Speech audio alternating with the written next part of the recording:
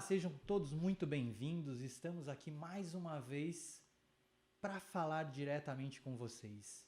Esse é mais um papo de coach com gente grande, o qual eu tenho hoje a grande satisfação de poder receber aqui não só um grande profissional, não só alguém que vai com certeza nos enriquecer muito de conhecimento, e eu não estou falando isso porque ele é da área também da educação, tá? Mas que talvez até possa nos contar algumas mentiras, mas isso é claro que não, né? Afinal de contas, isso é coisa que falam de advogado, né? Mas o que importa de fato, estou aqui para falar com o Marcelo Paiva, um grande cara, um grande amigo e uma pessoa pela qual tenho certeza que vocês também vão gostar demais. Seja muito bem-vindo aqui a esse nosso programa que tem por grande objetivo levar conhecimento às pessoas, tem por objetivo trazer esclarecimentos muitas vezes às pessoas. E falar contigo, cara, é mais do que um prazer para mim. Seja muito bem-vindo a esse nosso programa. E também por nos receber aqui no seu escritório, né? É uma honra para mim. Queria primeiro agradecer esse convite. Eu falei para você da primeira vez quando eu tive acesso ao seu conteúdo, né? Esse trabalho maravilhoso que você já faz há tanto tempo. Me senti muito honrado pelo convite. Acho que se eu não fosse convidado, eu me convidaria. E eu espero sim poder contribuir, César, bastante com o seu projeto, com as suas ideias, com esse movimento que você leva aí para as pessoas através do seu canal, do seu podcast e de todos esses projetos maravilhosos aí que a gente já bateu um papo antes. Vamos conversar aqui agora e eu espero trazer também algo que possa engrandecer dentro daquilo que eu puder contribuir, né? E estou aqui à disposição para a gente bater esse papo. Coisa muito boa. Feliz. E eu não tenho dúvidas que realmente você não precisaria se convidar. É mais do que uma obrigação da minha parte te convidar, porque quem nos vê, quem nos ouve, com certeza tem muitas dúvidas, tem muito interesse naquilo que você pode proporcionar hoje para nós nesse bate-papo, que é o conhecimento dentro da área da educação, conhecimento dentro da área da advocacia, Sim. conhecimento dentro da esfera política que envolve essas questões de direito. Então, já vou começar com uma pergunta direta. Sim. Quem é o Marcelo Paiva? Essa pergunta é quase filosófica, né? Fazer uma reflexão aqui. Mas você citou aí 3 áreas do qual eu sou apaixonado. A área jurídica, né, do direito, a educação e a política.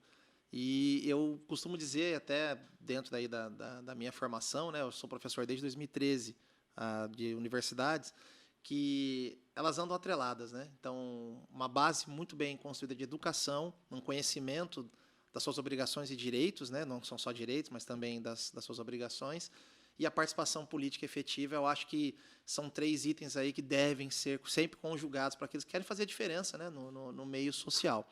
Mas, não fugindo da sua pergunta, vou responder aqui quem é Marcelo Paiva. Eu sou esse cara que você já conhece. Eu vou hoje um pouquinho falar aí sobre as minhas experiências também. Tenho 40 anos, sou pai do Arthur, marido da Fernanda, para quem não conhece, Fernanda Zanqueta, da família lá do seu Luiz, lá do 21 de abril, da época, lembra? Lembro, com certeza. Frequentava lá, conhece a família inteira, Luizão. E meus pais é o Alcides, a professora Vera, da educação, aposentada aqui da rede municipal, 28 anos de docência. Então, assim, eu tive essas lições dentro de casa, né, em relação ao que é ser professor. Formei em 2003, já faz um tempinho, né? A minha formação base é da ciência jurídica, né? Formei em Direito, tirei a OAB, comecei a advogar, mas sempre voltando para esse contexto mais social da advocacia, que é um pouco do que eu queria falar hoje também para vocês, né? Eu sempre entendi a função social que o advogado deve ter, eu me encantava muito por isso, trabalhei na Defensoria Pública, na Procuradoria, depois comecei a entender que eu podia contribuir um pouco mais na docência e aí parti para as especializações, pós-graduação. Fiz meu mestrado em políticas públicas, né? Até passei o trabalho para você analisar lá, espero que você tenha gostado. Sim, bastante. E sempre com esse conjugando, né? Política, não no sentido da politicagem, no sentido ruim da palavra, mas sim daquela esfera de movimentação de poder, de como a gente pode contribuir e influenciar positivamente o meio social. E aí fiz esse mestrado e tenho muito orgulho de falar dele, porque eu me dediquei estritamente a estudar o Sistema Único de Saúde e escrevi sobre isso, pesquisei sobre isso na cidade vizinha aqui, Ubatuba, e construí dentro desse cenário aí essa parte mais de pesquisa voltada para uma aplicação prática do direito no Sistema Único de Saúde e com enfoque específico no combate à violência contra as mulheres. Então, essa é a minha formação acadêmica, né? E eu advogo, e eu tenho muito orgulho de falar, César, eu sou advogado. Então, eu gosto muito do que eu faço, sou apaixonado pela advocacia. Trabalhei muito dentro de estruturas públicas, né? Porque nesse contexto eu acabei sendo secretário aqui em Caraguá de assuntos jurídicos, depois desenvolvimento social, fui secretário em Ubatuba, Itacoaxetuba. Então, eu tenho uma caminhada já um pouco longa aí dentro do poder público. Uma coisa que você falou e que gritou alto aqui para mim. Você disse ser advogado. Sim. Não doutor? Ah, não. Então, esse é muito bom. A gente tem tempo de... Tem, então vamos. Tá. Essa história do doutor na advocacia, tem algumas pessoas que não vão gostar do que eu vou falar e outras talvez até concorde ou discorde, enfim, aí cada um tem a sua opinião. Existe sim um decreto imperial de mais de um século atrás que tratam os médicos, os engenheiros e os advogados, entre aspas, né, pela alcunha de doutor. Tá, esse decreto ele tem uma validade um pouco discutida, porque ele já passou por uma atualização. Nós não estamos mais num cenário, nós estamos num cenário constitucional, então talvez esse decreto nem tenha validade. Então é onde vem a discussão dentro da OAB, da qual a gente não teria, em tese, nem sequer o direito de exigir ser tratado pelo pronome doutor. Ok. Agora, por outro lado, não que doutor somente seja aquele que tenha doutorado, mas eu nunca exigi, jamais exigiria esse tratamento de doutor, e eu nem me sentiria confortável, porque eu sou da área acadêmica. E eu acho que quando você tem essa alcunha, pô, doutor César, doutor Edinho, doutor Marcelo, quer dizer que você escreveu muito, pesquisou muito, estudou muito, 5 anos pelo menos só no doutorado, mais os 2 anos e meio do mestrado, mais 1 ano e meio da especialização e os seus 4 ou 5 anos de faculdade. Então, assim, eu gosto de reservar esse doutor para aqueles que, de fato, se dedicaram à carreira acadêmica e fizeram por onde, depois de 15 anos de estudo, poder ser chamado de doutor. Então, eu não, além de não fazer questão, eu nem gosto muito, viu, Sérgio? É normal, no mundo jurídico, as pessoas se tratam assim. Então, eu recebo, quando alguém me fala, ô, doutor Marcelo, tal, tudo bem, não tem problema nenhum. Mas se você me perguntar, eu nem gosto. Até porque nós precisamos entender realmente essas contextualizações que são realizadas dentro do meio que nós estamos, né? Dentro do ambiente que nós nos postamos enquanto profissionais. Sim. Então, de fato, um médico é chamado de doutor, mesmo que ele tenha somente a sua graduação ou uma especialização. Sim. Um advogado, a gente entende. Eu fiz questão de brincar aqui pela sua fala, porque é realmente algo extremamente importante da gente citar. Acaba entrando muito, né, esse contexto, as pessoalidades, né, ao ego, à vaidade da pessoa, do profissional. Tem profissionais que, se o cliente não chama de doutor, ele é repreendido. Acho isso terrível. E tem profissionais que são chamados de doutor por uma questão de respeito. Tem clientes, e aí a gente trabalha com diversas classes sociais, inclusive, que por uma questão de respeito, de cultura até, por ser um pouco mais antigo, e lá atrás era comum, eles gostam de chamar. Ô doutor, doutor. Sempre, como eu disse no início, não tem problema. Eu não acho legal aqueles profissionais que exigem ser chamados e colocam no cartão. Eu não coloco, é Marcelo Paiva. Entendeu? Agora, quer me chamar de doutor? Tudo bem, não tem problema nenhum. Mas aí, da minha parte, eu jamais exigiria. Legal, isso, bacana. E aí, vamos então partir daquilo que você deu o início, né? A nos dizer. Você é um cara daqui. Sou. Da nossa região, né? Essa região litoral norte. E é bacana de citar a vocês que estão nos vendo. Nós estamos aqui no litoral norte de São Paulo, na cidade de Caraguatatuba, a cidade central de um eixo de 4 cidades: São Sebastião, Ilhabela, Caraguatatuba e Ubatuba.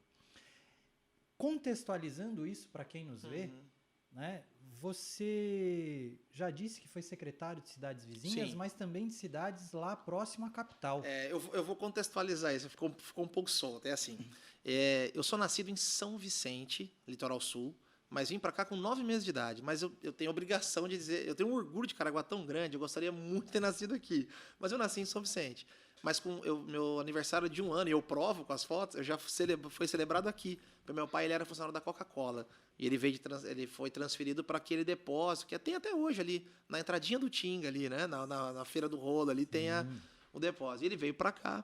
E aí, enfim, minha vida inteira, aí eu vivi aqui em Caraguatatuba, minha família inteira aqui. Só que eu fui estudar fora. Nós somos uma geração, César, e você também, e eu falo isso muito, a gente tem sempre que enaltecer e ser grato por ter uma universidade aqui, hoje até em São Sebastião também, futuramente a Faculdade de Medicina aqui também, porque nós não tínhamos essa opção na nossa fase, na nossa época.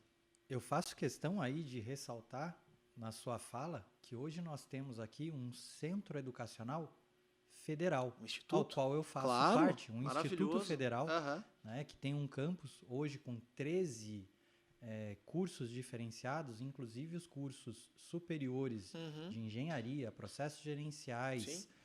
licenciatura em matemática, física, e temos inclusive pós-graduação aqui, Sim.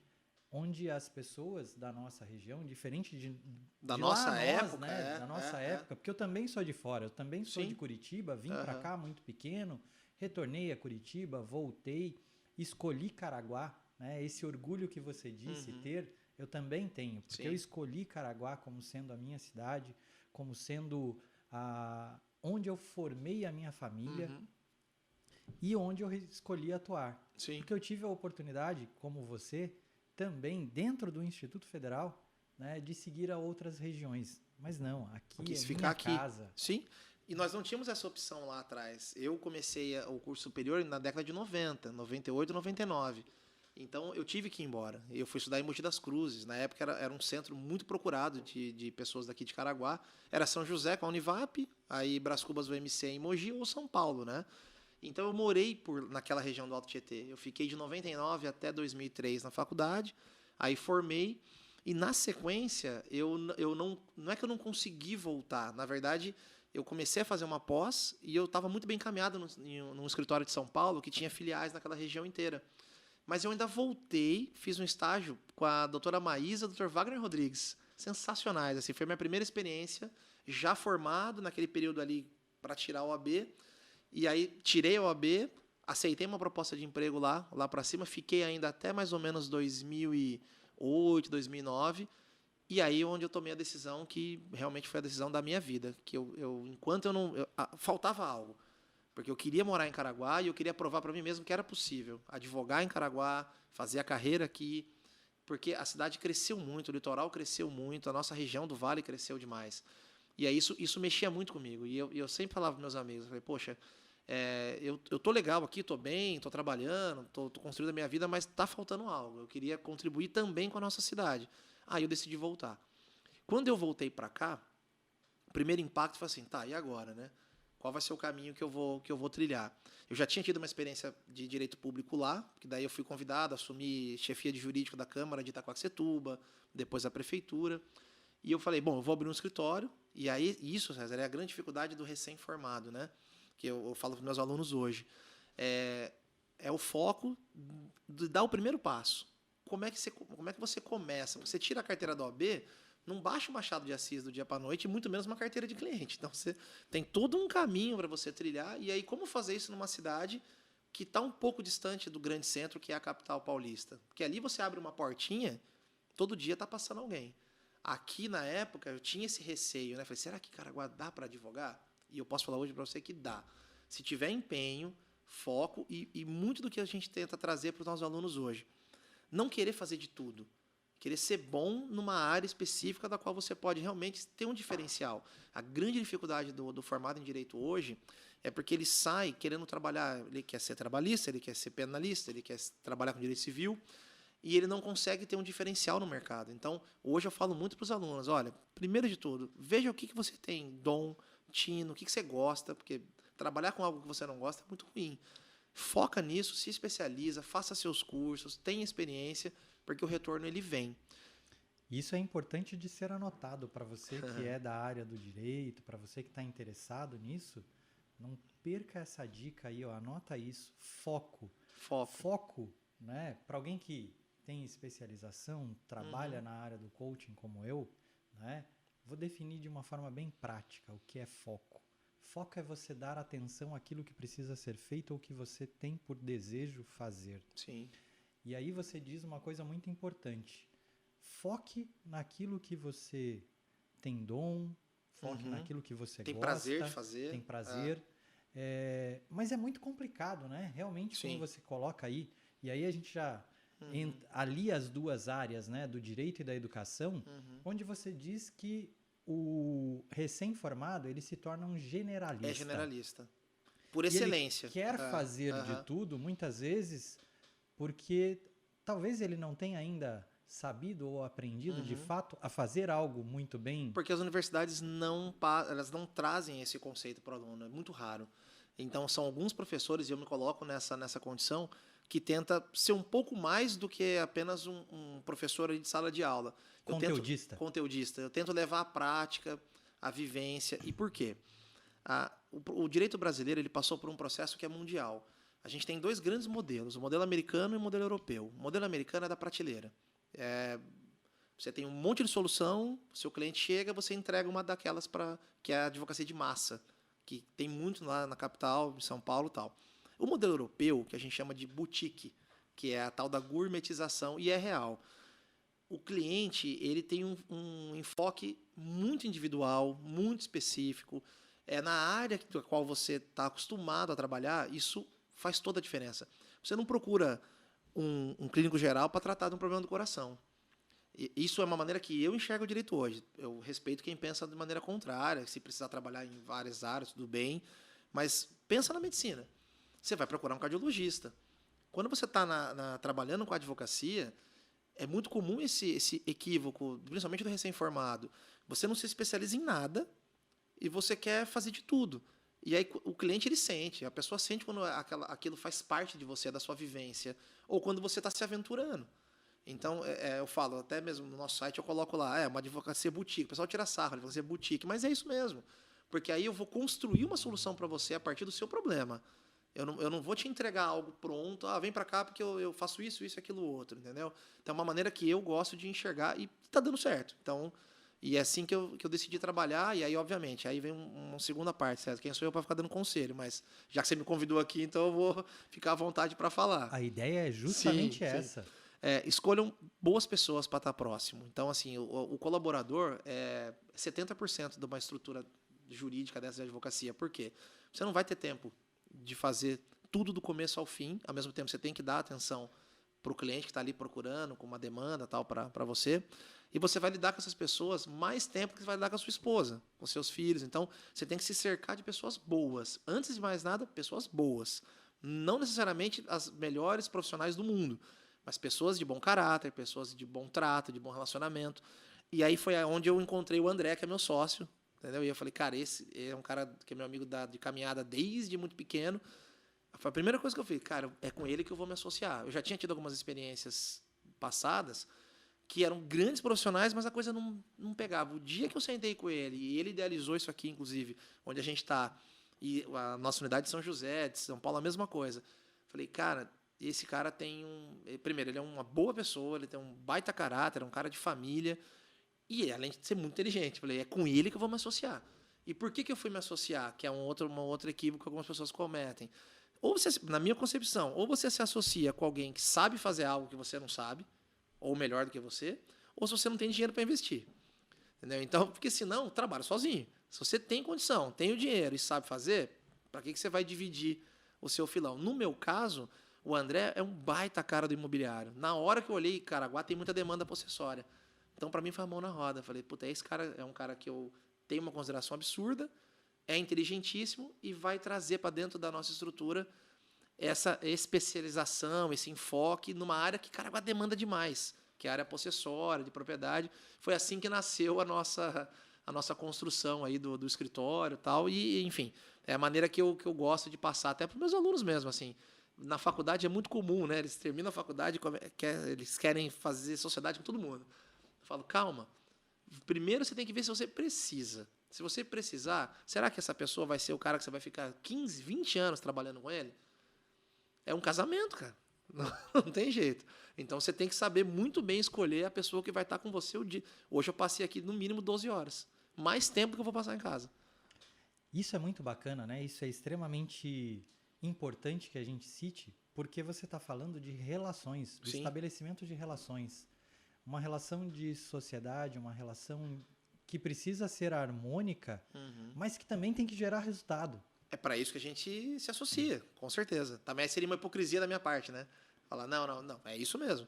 Tem que ter resultado. Precisa gerar É, resultado, porque senão não serve.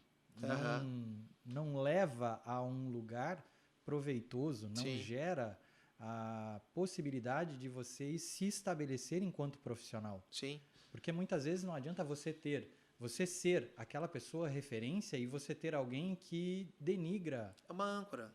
Esse é o cuidado que tem que tomar. Tem que ter. E a gente até conversou isso antes, né, de iniciar o programa. O dinheiro vem. É uma preocupação que todo aluno. Eu tô há 9 anos, 9 anos lecionando no curso de Direito. Dei aula 7 anos aqui em Caraguá, na Unixul. Hoje eu tô lá na Anguera, lá na Vila Mariana. Em São Paulo, inclusive. Aí subo, fica nessa loucura, mas enfim, eu gosto e é isso aí. E eu falo para os alunos, a primeira pergunta, você gosta de advogar? E eu levanto a bandeira do advogado. Eu acho linda a carreira da promotoria pública, da magistratura, da defensoria. Tem um grande amigo, Zé Luiz lá de São José, que é defensor aqui de Caraguá, coordenador hoje da nossa região. Só que eu gosto de advogar, sempre gostei. Eu não sou um concurseiro frustrado, eu fui para a advocacia. E hoje estou lecionando lá e eu falo para eles, falei, olha, a primeira coisa que eles me perguntam, mas não dá dinheiro. Só dá dinheiro carreira pública. Carreira pública dá estabilidade. Isso é muito bom. E também, nessas carreiras, um bom salário, né? Quem nem poderia falar do contrário. Agora, a advocacia, ela te possibilita um sem números de atuações. Só que você tem que gostar. E se você faz realmente, não é papo não, César. Se você faz porque gosta, por que você tem que gostar? Porque você não vai parar de estudar. O cara que se forma e acha que vai... não, agora eu me formei, tirei o AB, tô legal, só vou trabalhar. Cara, trabalhar na advocacia é estudar todo dia. Porque chegam casos todo dia, um diferente do outro. E aí vamos Sim. quebrar um paradigma, vamos fazer um desbloqueio para todo mundo aí nesse sentido. Algo que é fundamental. Tem um velho chavão que diz que quem faz o que gosta não trabalha. Sim. Isso é uma verdade? Não. Porque quem trabalha com o que gosta, trabalha todos os dias, só que trabalha com prazer, com satisfação. Então, vamos já de cara quebrar isso daí. Sim. Né? Se você faz aquilo que você gosta, você faz com uma satisfação tamanha que não pesa para você o trabalho. Mas é fundamental você entender que você tem que trabalhar. Claro. Como você colocou. Eu acabei de falar 12 horas hoje. E, assim, para citar hoje, segunda-feira, que é o dia que eu leciono lá em São Paulo, à noite, era 2 horas da manhã, eu estava montando peça. Mas por obrigação, claro que você tem o dever também, você é contratado e tal, mas por amor mesmo, certo? Porque gosto. Senão você não faz. Se não gostar, não faz. E é isso que eu falo para os meus alunos. O dinheiro vai vir.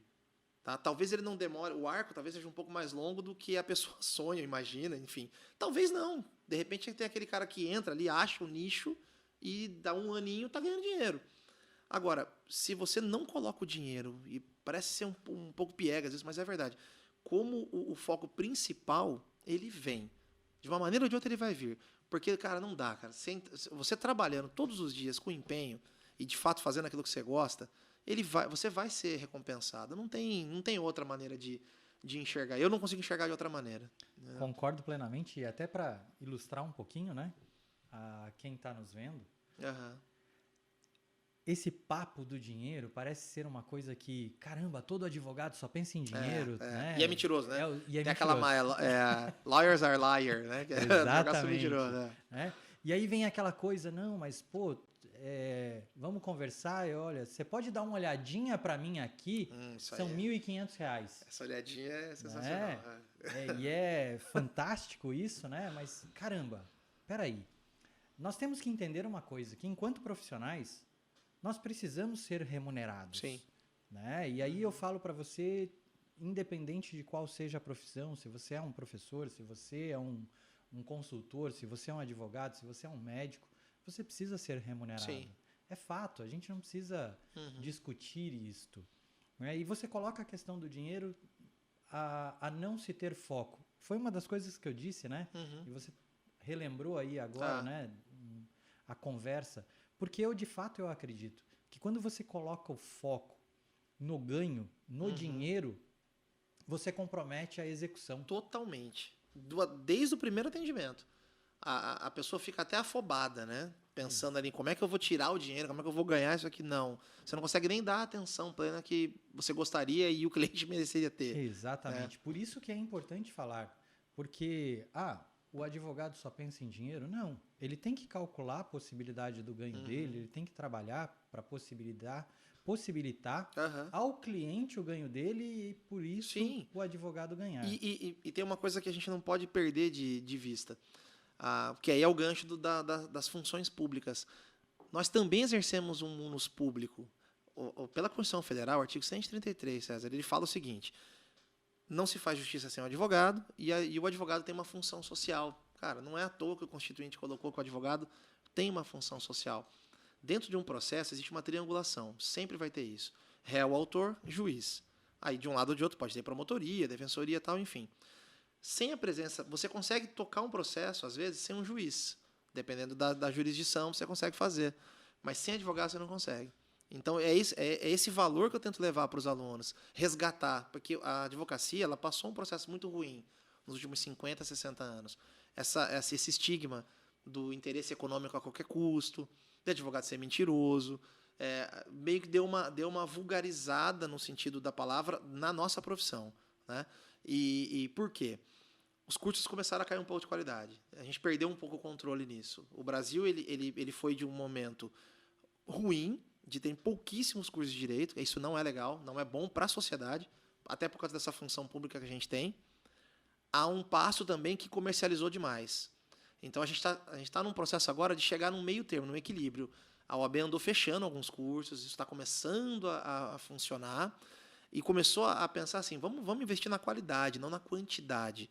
Não é deixar não acessível para as pessoas, mas pelo contrário, a gente tem que ter acesso pleno para cursar qualquer que seja a disciplina.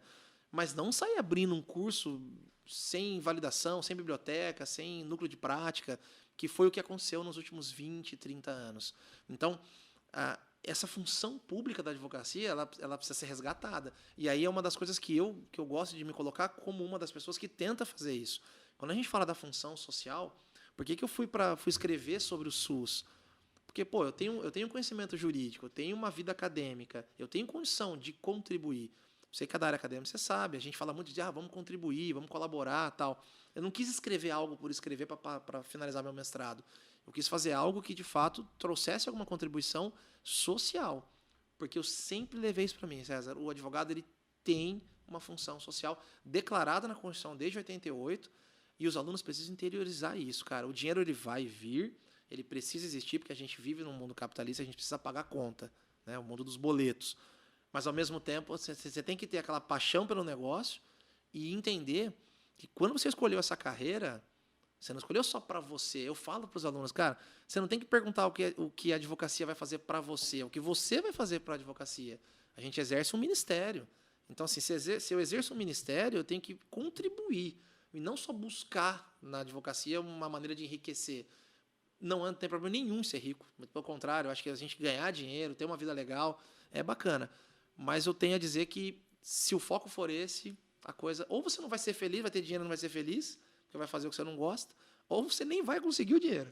Como eu falei, você vai comprometer a realização, vai comprometer ali o processo de execução a se chegar à realização. Sim.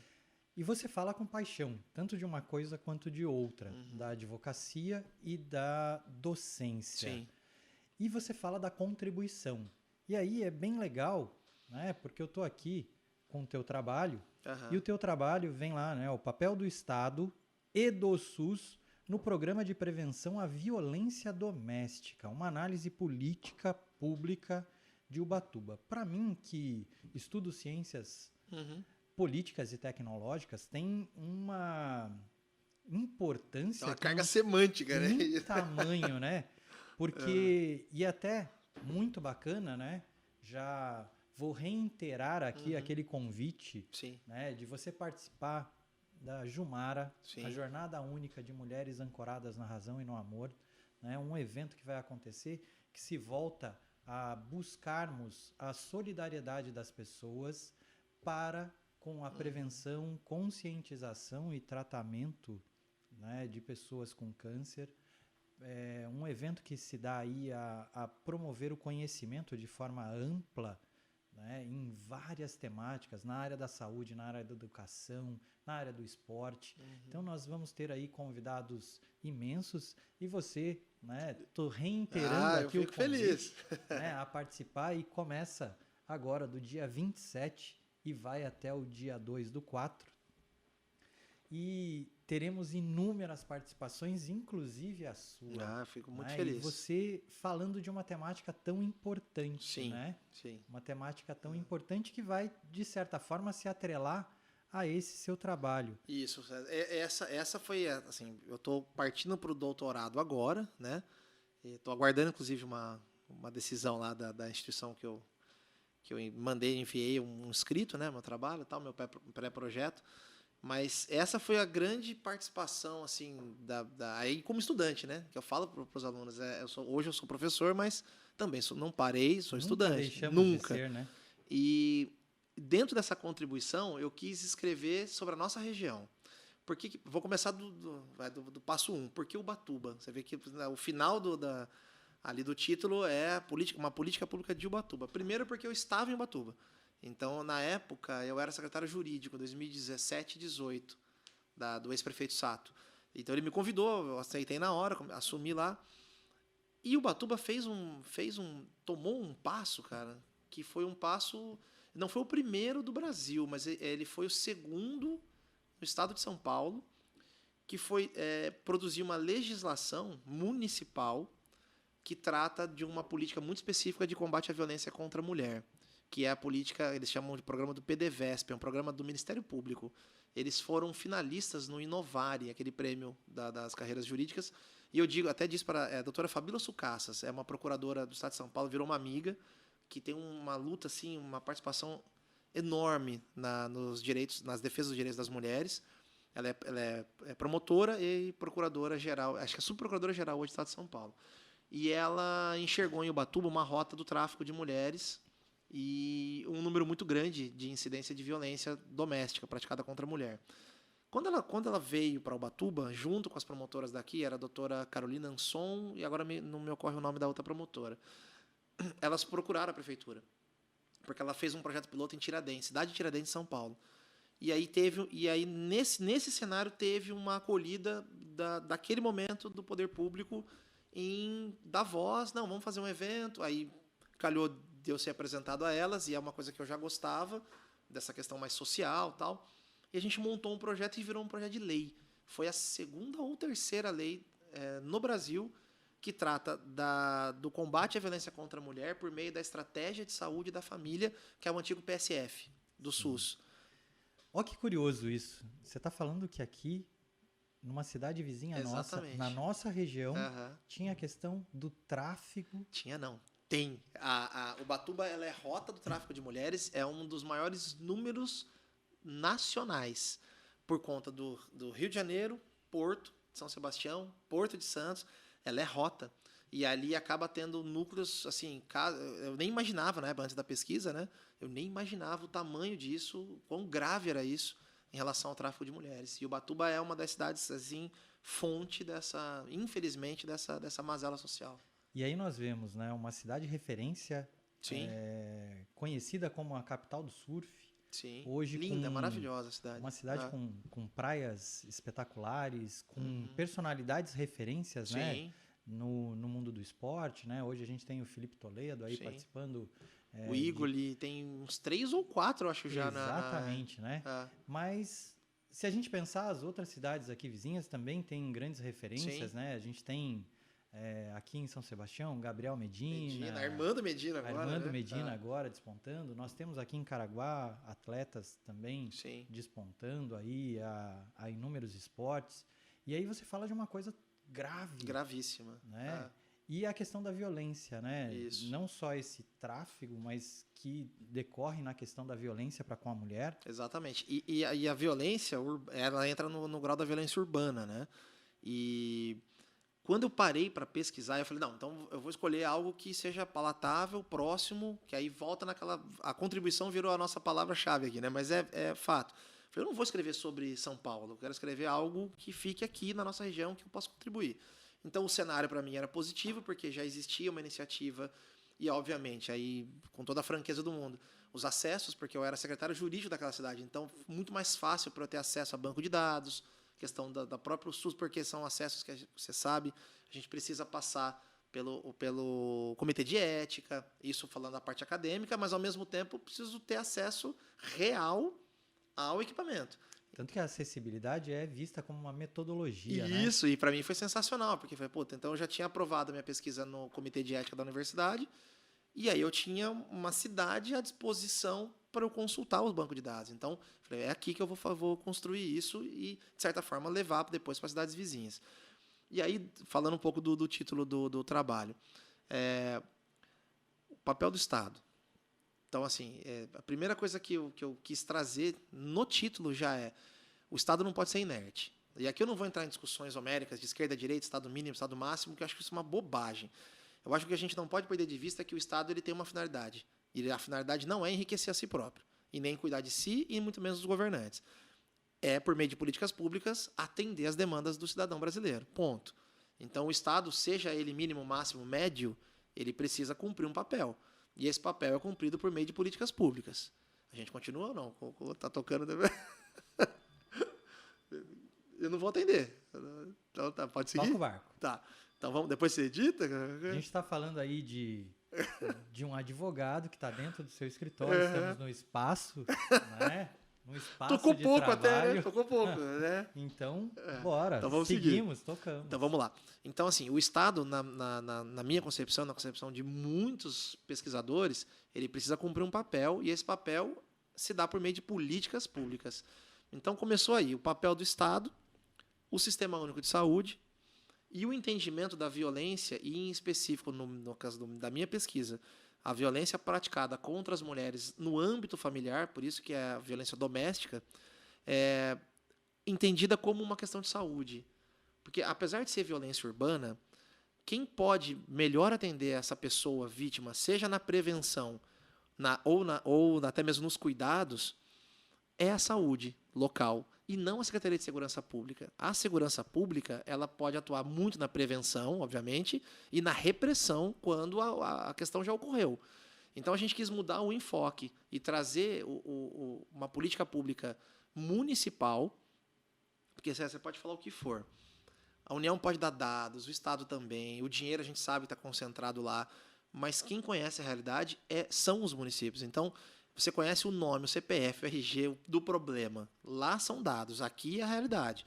Então, a gente quis dar o enfoque numa política local que entendesse a violência como uma questão de epidemia, e aí epidemia mesmo, porque é uma doença, né? E que pudesse ser atendida pelas pessoas que estão no município. Por isso, a estratégia de saúde da família, que são os agentes comunitários de saúde, né? Então, o projeto em si, ele tem uma abordagem muito inovadora, porque ele trabalha a prevenção por meio da identificação dos casos antes de ocorrer. E não tem ninguém melhor do que as ACS, que são as agentes comunitárias. Por quê? Ela visita as residências. Então, ela conhece a realidade das casas, das mulheres, ela consegue entender. E, obviamente, nós criamos instrumentais com o qual ela pode fazer uma espécie de uma anamnese que a pessoa que está respondendo, e principalmente o agressor, não percebe que ela está praticamente sob investigação. E aquele material ele é disparado num fluxo para Ministério Público, Patrulha Maria da Penha da PM e os equipamentos de saúde. Primeiro, para tentar interromper o ciclo da violência, que já foi diagnosticado que é um ciclo. Ele começa por um momento de tensão, ele evolui para a violência física, moral, psicológica e financeira, depois ele passa por um período de lua de mel. E ele começa tudo de novo. E aí há o perdão, e por umas questões culturais, religiosas, pessoais, que não dá nem para falar aqui, senão nós vamos ficar 3 horas no bate-papo, mas aí o ciclo ele continua, e esse ciclo não para. E a agressão vai até que chega num ponto, talvez, a óbito, feminicídio, ou uma incapacidade permanente aí da mulher. Então, esse projeto, ele trabalhou com todas essas nuances, ele trabalha com essas nuances, e aí a cereja do bolo, que é transformar isso numa política de Estado e não de governo. Porque se você faz uma política dessa, e aí a alternância, que é natural da Constituição, e ela é boa, inclusive, a cada 4 anos ou a 8 anos muda o governo, os projetos eles são engavetados. Quando você transforma ele numa lei, numa legislação, ele vira uma política de Estado. E seja lá quem entrar no seu lugar, ele vai ter que cumprir. Por isso que Ubatuba acabou sendo inovadora, porque ela foi a segunda cidade a ter uma lei tratando desse programa de prevenção. E aí uma pergunta que me vem.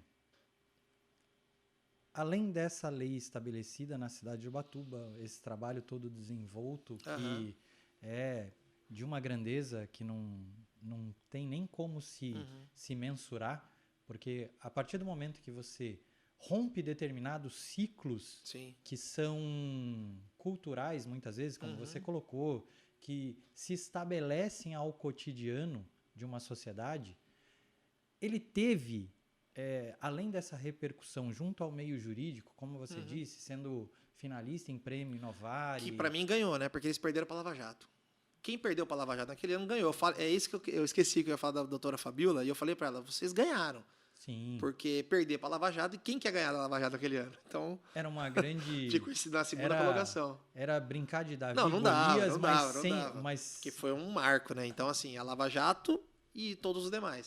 Sim. Então, esse projeto da promotoria ficou em segundo. Legal.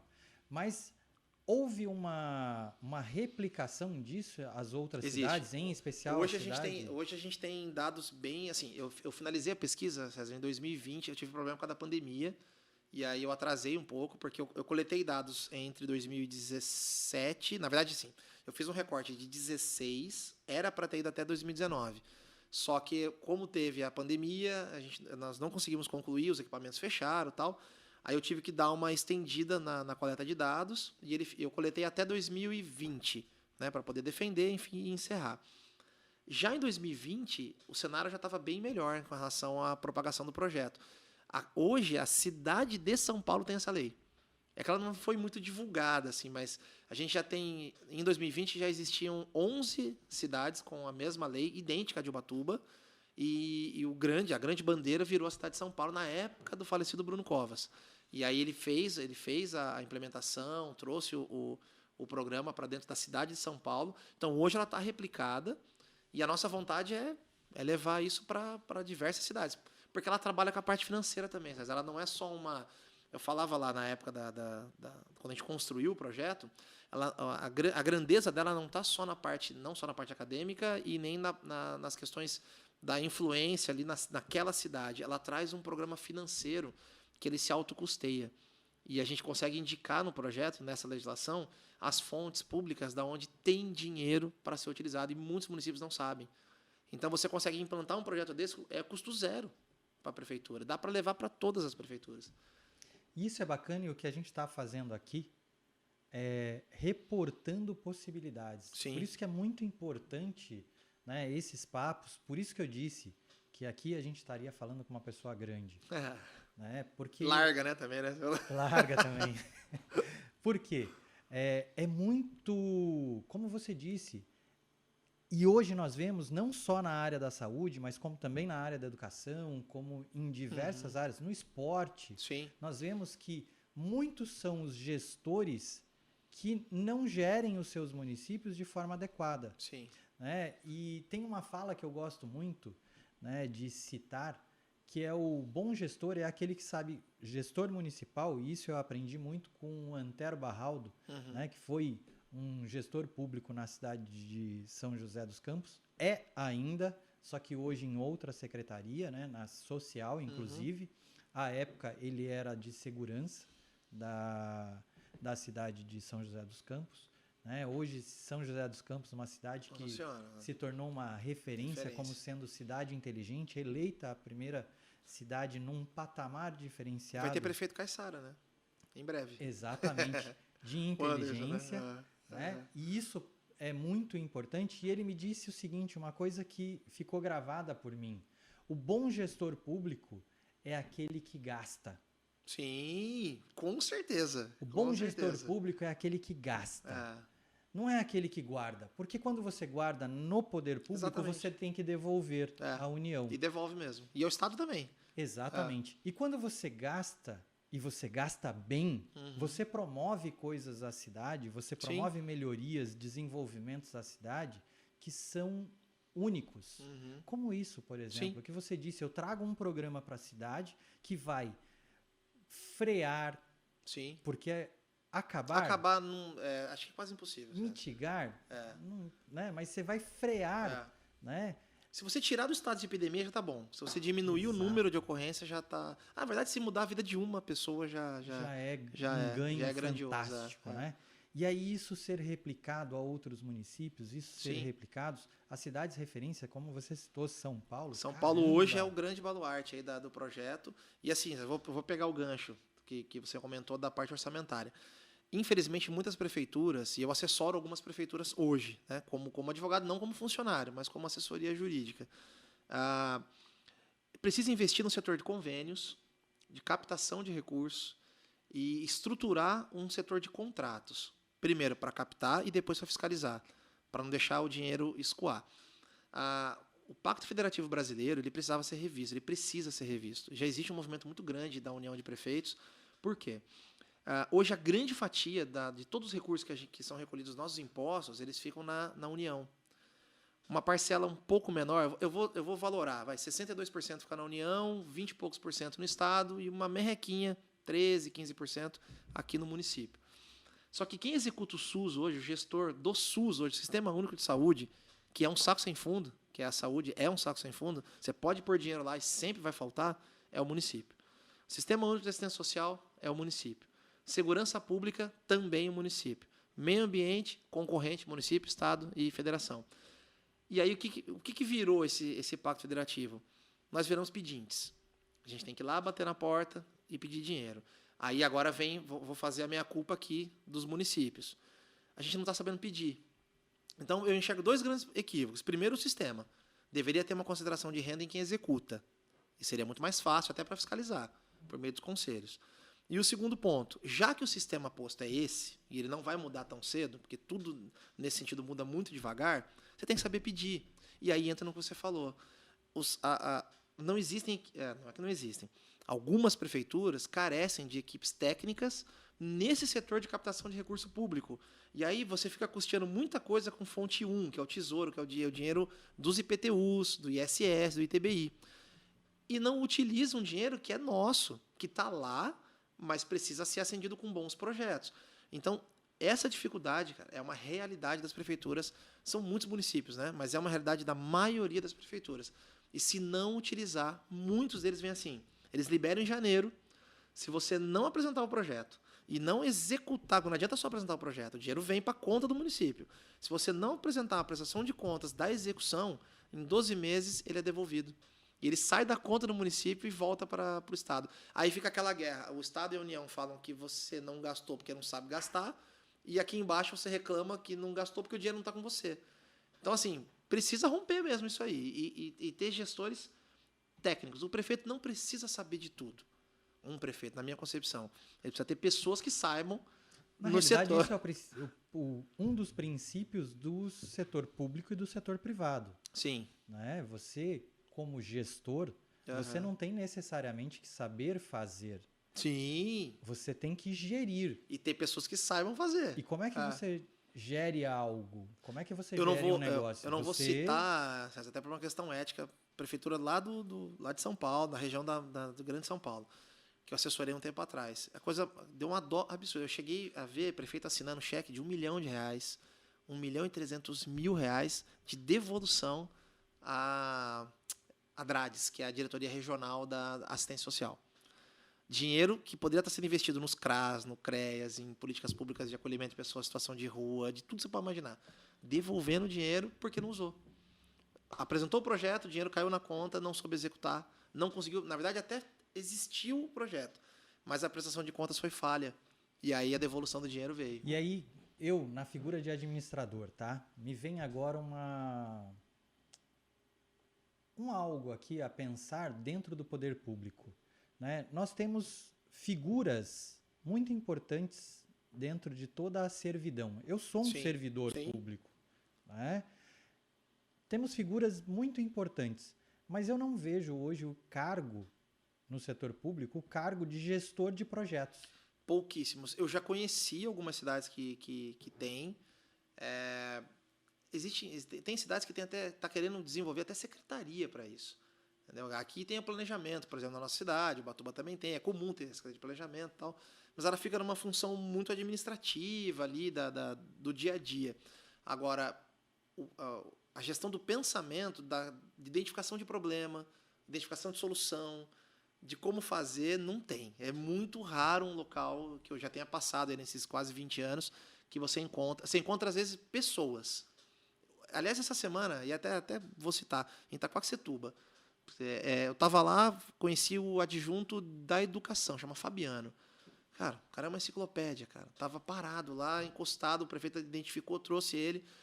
Ele é um setor de planejamento. Eu fazia tempo que eu não conversava com uma pessoa que durante 3 horas o cara é uma máquina. É projeto.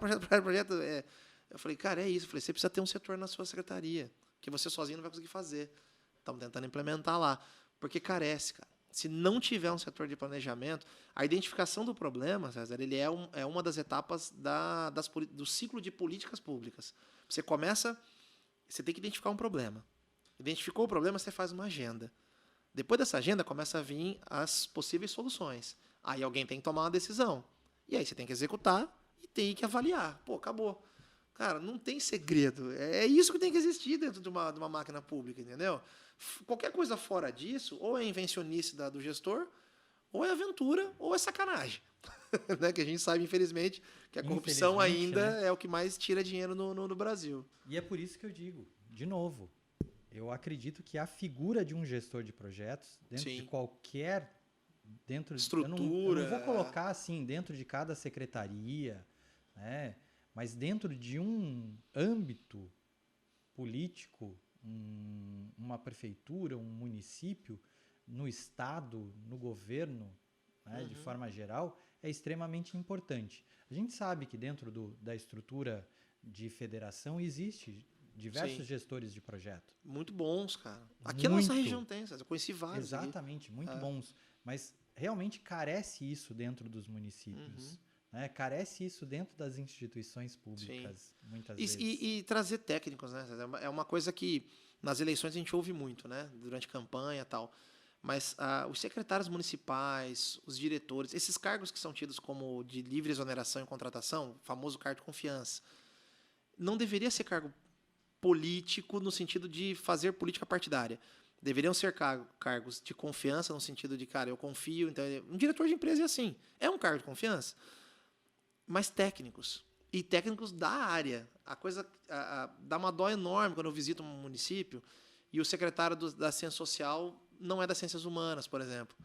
Não precisa ser necessariamente um assistente social, mas, um psicólogo, um advogado, sei lá, qualquer atividade que você tenha... Alguém que tenha conhecimento. Conhecimento, experiência na área. É mais ou menos aquela história, você está dizendo assim, um gestor de um hospital precisa ser um médico? Não. Ele pode ser um administrador. Sim.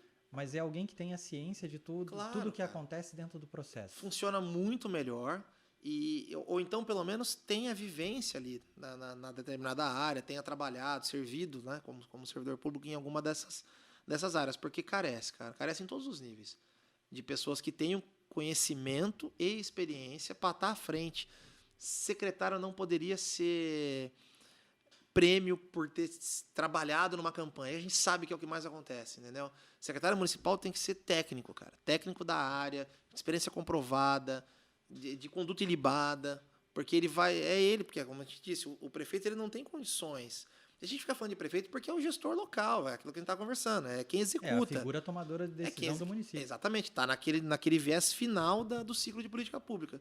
Ele não vai conseguir tomar todas as decisões, ele vai precisar delegar, que é o tal do cargo de confiança. E essas pessoas precisam saber o que estão fazendo. E a grande realidade nacional hoje, a maioria desses cargos são ocupados por correligionários, por pessoas que trabalharam na campanha partidária para se vencer uma eleição e receberam aquilo como um prêmio. Só que aí quem paga o preço do prêmio somos nós, né? É muito complicado. E aí, vamos lá. Deixa eu tentar recapitular ali um pouquinho tudo isso que a gente já falou até aqui. A gente começa falando da necessidade de você ter paixão à execução, e aí eu quero que a gente deixe claro que você seguiu ao viés, que é o seu viés, né? O viés da advocacia, o viés da docência, falando com muita paixão. Isso é algo contagiante, é algo que é fantástico para quem nos vê, e compreender que é tão necessário isso. Porque quando você realmente faz o que gosta, você gosta do que faz também. Sim. Né? E aí a gente começou falando dessa necessidade de você gostar do que faz, mas também se especializar. Isso. Também aprender algo um pouquinho mais. Porque a partir do momento que você tem foco e atenção àquilo que realmente você pode vir, você usou a palavra dom, né? Você consegue se desenvolver, você consegue almejar conquistas muito maiores, né? Citando até a questão do dinheiro, você disse o dinheiro vem. Tá? Fantástico.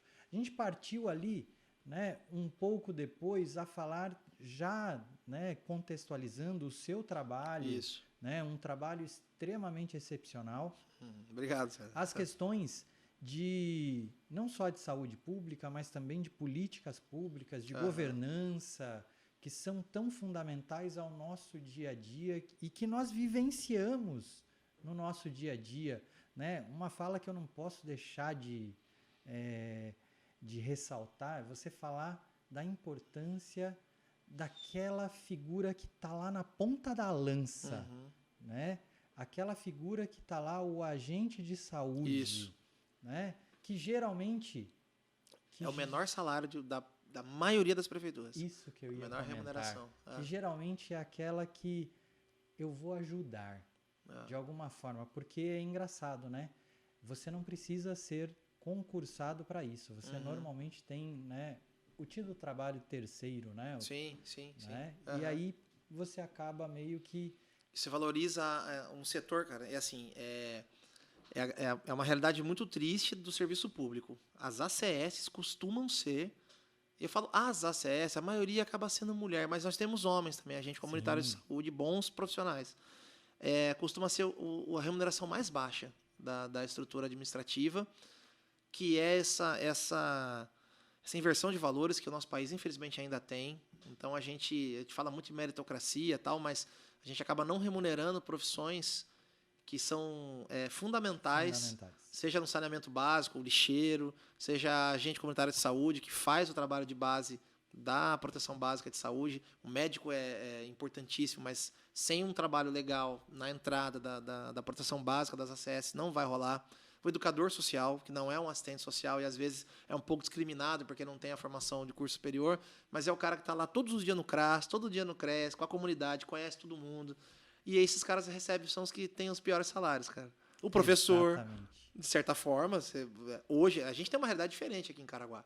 Na nossa região aqui, o professor ainda é um pouco melhor remunerado em comparação com os demais. Mas eu que ando lá para cima, é uma sacanagem, cara. Entendeu? Então, assim, a maneira como estão remunerando os nossos professores, principalmente do ensino fundamental, ali da base, das crianças. Então, precisa ser revisto, sabe, César? Então, tem que valorizar.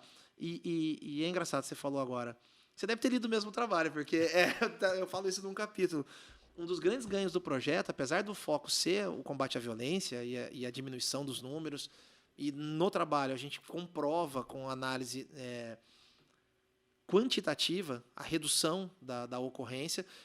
Na verdade, assim, é um barato a definição desse trabalho. Se eu estiver falando demais, você me avisa, tá? Mas fique à vontade. O trabalho ele traz duas figuras, né? Ele mostra um número de ocorrência muito alto, porque ele joga luz no problema, porque um dos grandes problemas da violência doméstica contra a mulher é a inexistência de dados, porque ele não chega no equipamento. Então, a gente pensa que está tudo bem, na verdade, ela é uma violência silenciosa, mascarada por todas as questões que a gente já falou, culturais, enfim. Então, ele aumenta o número e diminui as ocorrências graves. E aí, para depois ele começar a estabilizar e diminuir o número de ocorrência. Então, em 4 anos, a gente viu que, cara, se tiver atuação... E aí não é só da prefeitura. A gente falou da prefeitura, SUS, mas Ministério Público, Polícia, OAB... É uma integração de forças. Tem que ser. E um fluxo, tá? Não pode ser de achismo da cabeça de ninguém. É um fluxo pensado que vai desde o primeiro acolhimento, atendimento com relação à violência, então a violência física principalmente, ou psicológica, violência sexual. Então existe todo um protocolo de profilaxia da saúde, para a reconstrução da identidade da mulher. Então, é um fluxo maravilhoso que ele existe, ele é do SUS e ele tem que ser implementado. Então, quando a gente trabalha dentro dessa construção, a gente também tem um outro lado, cara, que foi a valorização das ACS, porque quando a gente fez o trabalho, César, ele ia ter uma pesquisa de como as ACS se comportaram nesses 4 anos e quais foram os ganhos para aquele serviço, né? Eu não consegui terminar por conta da pandemia. Isso eu tive que tirar do trabalho. Mas eu não passei nem no comitê de pesquisa, então eu não pude nem publicar aquilo. Mas eu tenho questionários que eu passei e é emocionante o relato das ACS, porque ninguém nunca tinha olhado para elas.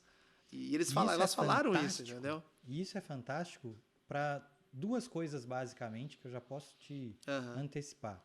O primeiro, é sinal de que no mundo acadêmico, nós sabemos disso, nada tem fim. Sim.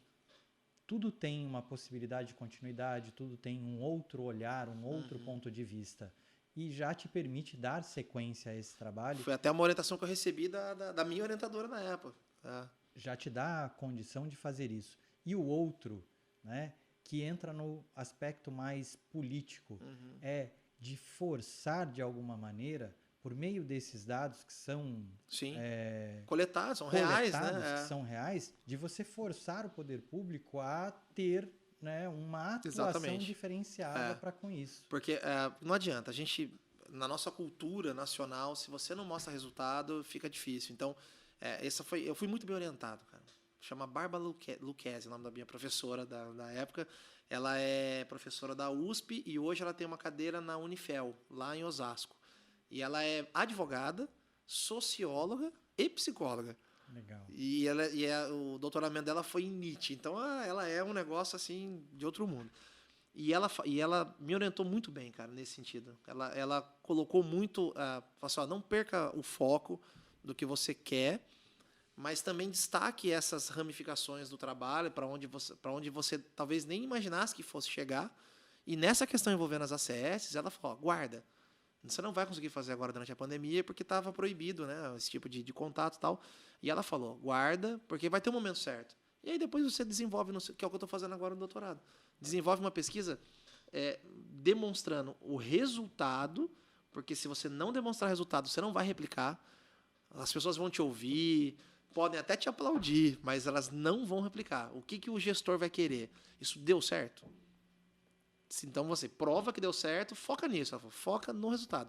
E deixa o trabalho das ACS para um segundo momento, quando você puder entrevistar. E aí, qual foi a sugestão dela? Faça isso agora em todos os locais que tiverem o projeto. Porque daí você vai demonstrar também o ganho com relação a essa classe. Entendeu? Aí entra na questão do comparativo, né? Exatamente. Exato. E isso é muito bacana. Então, seguindo ali, a gente partiu para questões e discussões do poder público. Sim. Da iniciativa, da atuação. A terceira paixão da vida que eu te falei, que é a política. Da atenção que deve ser dada. E isso é extremamente fantástico. Porque, diz para mim, tem como hoje viver sem legislação? Não. Tem como hoje viver sem condições sociais e de saúde? Não. Caramba, hein? Tem como nós vivermos hoje sem políticas? Jamais. em todas as esferas. Caramba. Até nas relações pessoais.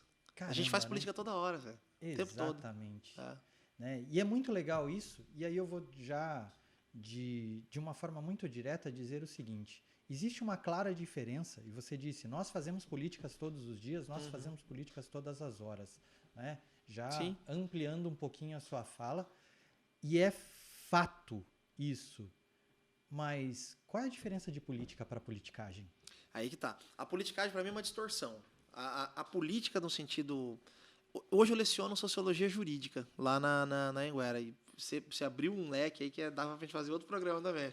Sobre a existência ou não de sociedade. O direito está para a sociedade ou a sociedade está para o direito? Eu falei na aula de segunda que não existe sociedade sem o direito. Não existe. Porque o que pode existir é um agrupamento de pessoas com algum objetivo, mas uma finalidade social, você só consegue se você assinar aquele tal do contrato social, onde eu abro mão de um pouquinho da minha liberdade para ter uma pacificação, respeito ao Estado, e aí eu vivo dentro de regras. Ponto. Eu não consigo enxergar outra maneira da gente viver. Só que para isso, cara, esferas de poder, ciclos de influência, gestão pública, cotidiano, para cada um desses atos, cara, a política tem que estar presente, no sentido de manifestação de poder. Eu posso, eu quero, eu devo, e todo instante em que um cidadão se coloca numa posição, seja de gerido ou de gestor, ele está fazendo política, mesmo dentro de casa. Eu brinco até com os alunos, falando assim, a hora que o bebê chora e percebe, quando ele chora, ele recebe o alimento, ele está exercendo influência. E política é influência. Agora, quando a gente parte para politicagem, aí isso é uma marca muito forte da política partidária. Aí eu não estou mais falando de manifestação pessoal de poder, de influência, de gestão. Estou falando realmente de objetivos até deturpados em relação do que a gente entende como poder. A politicagem ela vem muito como domínio. E um domínio cultural, ideológico, esse trabalho de ideias que a gente tá vivendo hoje e aí falando de política nacional, muito dessa dificuldade. A gente tem politicagem em todas as esferas, e seja lá o lado que você queira escolher, esquerda, direita ou centro. Então tá tendo uma disputa muito grande de domínio e de ideologias, e contraposição de ideologias. Nós somos um país que, historicamente, a gente sempre dialogou e utilizou o que existia de cada uma das ideologias para construir uma ponte. Hoje, a gente só constrói muro, e seja lá o lado que você tiver. Então, se eu tenho uma ideologia um pouco mais liberal, eu odeio a sua ideologia social. Se eu tenho uma ideologia mais voltada para o social, eu odeio e eu não respeito a sua ideologia liberal. E se eu sou no centro, eu não tenho opinião. Então, assim, não é, César, é fato, cara. Fato. Nós estamos indo para um caminho muito perigoso, de extremos, cara. E aí a politicagem, para mim, é isso, cara. Na realidade, eu diria duas coisas com relação ao nosso momento. Exatamente o que você disse, e um momento de grande oportunidade que nós temos. Sim. Porque a partir do momento que nós vimos, né, no cenário nacional mesmo, nós vemos hoje a questão da nossa república, a questão do Estado e a questão dos nossos municípios, né, debatendo de forma a não construir. Isso. E aí, né, até na pergunta que eu te fiz, você esclareceu ela de forma fantástica, qual é a diferença entre política e politicagem, né? E eu vou colocar de uma forma mais resumida, tá? Uma forma que eu compreendo, né? Na política a gente trata de objetivos. Sim. Na politicagem a gente trata de interesses. Boa, muito boa. É isso aí. Porque a partir do momento que eu trato a política como ela deve ser tratada, eu vou em busca da concretização de objetivos que são sociais. Sociais e coletivos, né? E coletivos. Para todos, né? Não é coletivo do meu grupo. Exatamente, coletivos e sociais. Uhum. Quando eu vou para o âmbito da politicagem, eu estou já numa esfera que ela é de interesses. E aí de interesses que podem ser coletivos também, mas são coletivos restritos. Típico do partidarismo. Típico do partidarismo. Tem mais de 30 partidos, César. Exatamente. Isso não pode ser entendido como democracia, isso não é bom. Quando há interesse, a gente cria. Exatamente, e de acordo com o freguês, de acordo com quem eu quero atingir. É muito louco isso. Exatamente. Né? E aí, né, a tua fala é muito importante, né, nesse âmbito, porque nós precisamos começar a compreender de fato o que é política. E quando eu disse que nós estamos vivendo um momento de grande oportunidade, é porque isso se escancarou. Sim. Eu diria que há um bom tempo já, nós estamos vivenciando isso nesse nosso cenário nacional. Né? No nosso cenário local, no nosso cenário de Estado e no nosso cenário polarização, nacional. Né? Mas, por sua vez, agora se escancarou de tal maneira que nós estamos com a oportunidade de começar a rever isso. Rever isso enquanto sociedade. E escolher quem somos nós, né? Porque até agora a gente teorizou muito, né, enquanto nação, e nunca fomos desafiados a ter que realmente... o que nós queremos? Nós temos vários modelos já postos. Exatamente. E aí vamos ter que escolher. E é agora, né? Daqui a pouco. E eu diria que nós vivemos aí 3 cenários bastante interessantes, né? Um de estabilização econômica, um de alavanque social, e o momento que nós vivemos agora, que também foi envolvido por uma pandemia Sim, e tudo mais. sim. E agora a gente tem 3 cenários Tem 3 diferenciados cenários. e a gente pode, de repente, não só optar por um ou por outro, mas fazer uma grande reflexão de que será que uma terceira via é o melhor? Será que uma condição diferenciada? E com aquilo que a gente tem, né, cara, que é a análise, né? E você falou terceira via. Tá muito, é muito triste um país desse tamanho polarizar. Exatamente. Com tanta gente boa. Uma coisa que aconteceu no cenário mundial, mas o Brasil muito. Quando a gente começa a lembrar dos filósofos gregos, eles falavam que o candidato, né, aquele é o cândido, né, aquela pessoa que está ilibada, que não tem mácula, que é o melhor, né, como falava Platão, o homem mais virtuoso. Ele era da política. Ele estava lá, era o senador, era o governante e tal. Hoje a gente tem uma carência muito grande de pessoas boas na política. Eles estão migrando para concursos no judiciário e estão deixando de lado a vivência política. Eles não se interessam mais.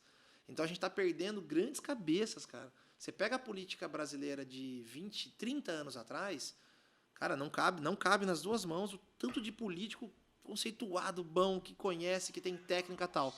Hoje, talvez não caiba nas duas mãos você falar assim, não, esse cara sabe o que ele está falando e fazendo. Porque teve um movimento, e eu enxergo isso muito fácil. As pessoas não estão, principalmente as pessoas boas, que têm conteúdo, que estudam, que se preparam, elas não estão tendo interesse para entrar na política. Aí a gente fica sempre refém, cara. E aí é o que está acontecendo no cenário nacional. Você tem um país desse tamanho, tão diverso, com tanta gente maravilhosa, tanta gente capacitada, e você não conseguir ter uma terceira via. Eu nem estou dizendo que eu quero a terceira via, é necessário, mas como era para ter 10 vias, não era para ter terceira via.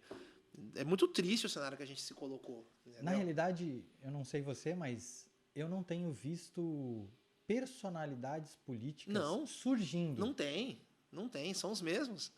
Não adianta, o novo de 30 anos na política, não tem. Estão os mesmos. Aí teve um movimento, essa última eleição, teve o MBL, né, um movimento legal, tal. Aí você começa a ver agora toda a construção, puta, cara, e a gente acreditou, entendeu? Então, assim, é difícil, tá? Eu tenho esperança, tenho mesmo, de verdade, tenho fé de que nós vamos conseguir sair dessa situação de crise ideológica. Não é nem isso. Avaliar um governo que passou por uma pandemia, nós não vivemos no início do outro século, né, que era da gripe, né, espanhola, tal. Mas essa nós vivemos, então nós vamos poder contar aquilo que a gente vivenciou.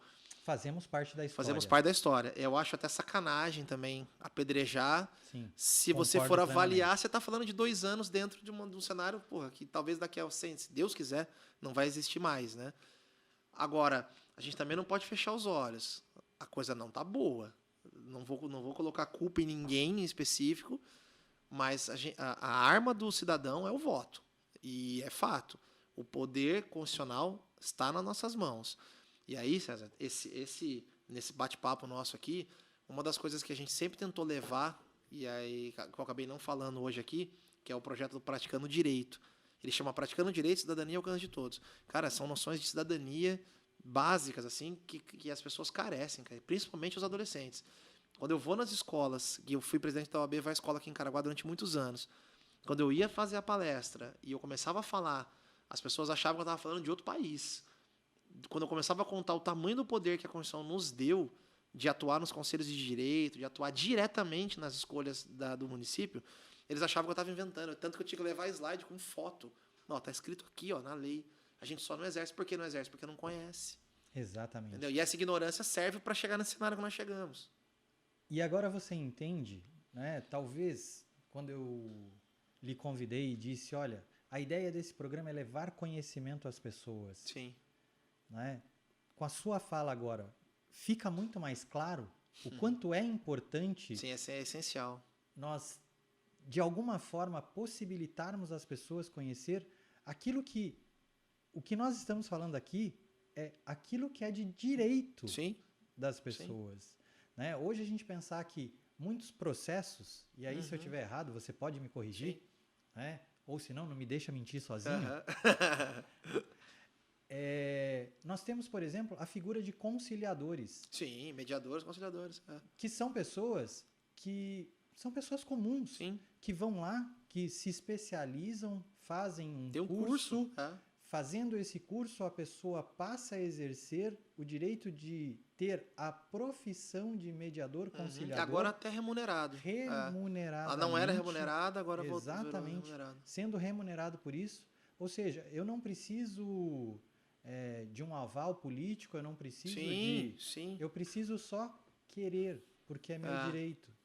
Né? E é fantástico, né, começar a discutir sobre tudo isso, porque a gente pode estar partindo para o lado do direito de sociedade, mas a gente também pode falar do direito...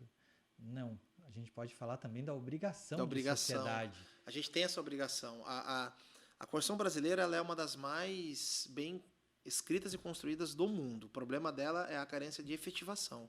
A falha, a nossa dificuldade está na execução e na efetivação do que a gente já tem. Então, quando ela cria e ela coloca nos seus primeiros 4 artigos, dentro dos objetivos e os fundamentos, erradicação da pobreza, diminuição da desigualdade social, dignidade da pessoa humana, e ela outorga ao povo o poder, ali ela te joga um monte de obrigação. Só que, infelizmente, por uma questão de um processo também e de politicagem, de interesse, eu não consigo culpar o cidadão por não cumprir algumas obrigações, porque não chegou nem para ele a ciência de que ele tinha aquilo.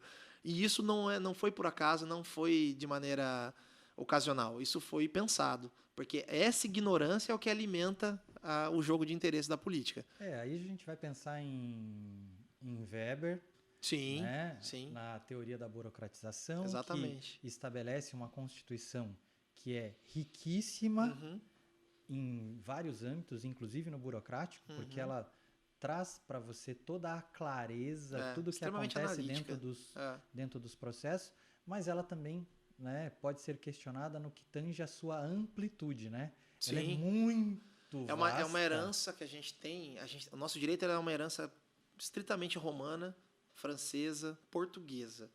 E essa escolha que a gente fez por um direito escrito positivado, ela acabou inibindo uma ação que é muito comum na Inglaterra, por exemplo, nos Estados Unidos, que eles são consuetudinários, direitos totalmente galgados no costume, que são os direitos de precedentes. Ali, a coisa está enraizada na cabeça do cidadão. Mas também são sociedades com mais séculos, né, de existência e que maturaram também o processo, tiveram uma colonização diferente da nossa. Então, assim, nós vamos voltar, né, num contexto histórico também não vão ficar se vitimizando, dando desculpa a tudo, mas eles também tiveram uma oportunidade que nós não tivemos, de construção social. Eu tenho um pouco de receio de defender uma construção jurídica diferente do que a gente tem. Eu continuo falando, eu não acho que o problema nosso é no número excessivo de leis e dessa complexidade burocrática da Constituição, e sim o que a gente faz com ela. E aí nós vamos voltar, que vai parecer até que nós estamos querendo fechar com chave de ouro. É a educação. Não dá. A gente pode ficar 5 horas falando de um monte de coisa, de razões, problemas, de causa e consequência. A falta da educação em todos os sentidos, educação formal, educação informal, a educação para a cidadania, a educação pedagógica que a gente conhece ali da educação formal, a falta da educação é o que proporcionou esse sistema de desigualdade quase de casta. A gente criou um sistema de casta no Brasil, a gente só não dá o nome. Entendeu? A gente tem 54 milhões de pessoas vivendo abaixo da linha da pobreza. Se isso não é uma casta, eles não têm direito a nada. Aí como é que eu vou cobrar a obrigação dessas pessoas? Eu não consigo. Mas qual foi o grande erro? É a falta de oportunidade. A gente fala muito de igualdade formal. Nós somos todos iguais perante a lei. A gente esqueceu da equidade.